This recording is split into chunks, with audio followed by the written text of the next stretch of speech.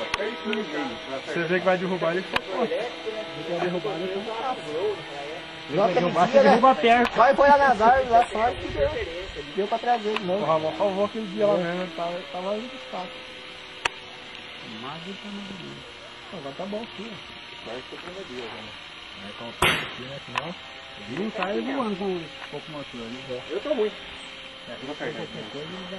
Vamos ir lá. Claudinho, vem cá. Tá devagarzinho. Não tá escolando, não. Você não ficou bom.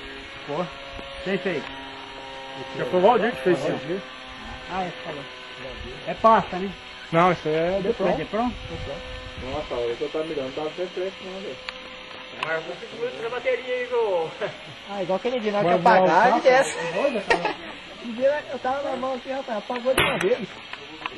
Todos daqui, velho? Da orelha aí? Ela até mexeu lá, tirou da dela. Olha lá,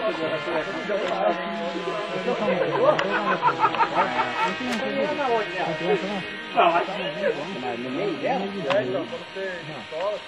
Tem uma coisa errada, que o cara você pai. Tá. Ah, isso aqui é? Aqui o ele tá meio internado, entendeu? Ah, é isso aí, pode ser. Tá vendo? Já viu? Aí tem da comando só acelerei. Pra ver.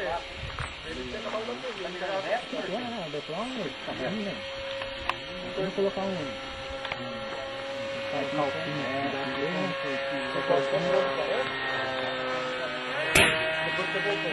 Cortou o gaio, velho. Cortou o gaio.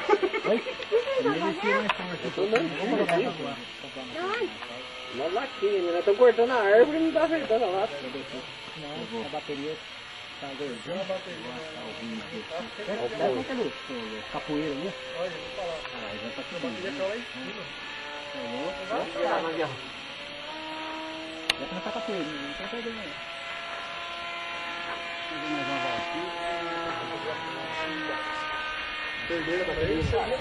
Mas logo um corpo. Não, tá no começo. Boa. Os focos que estão na latinha.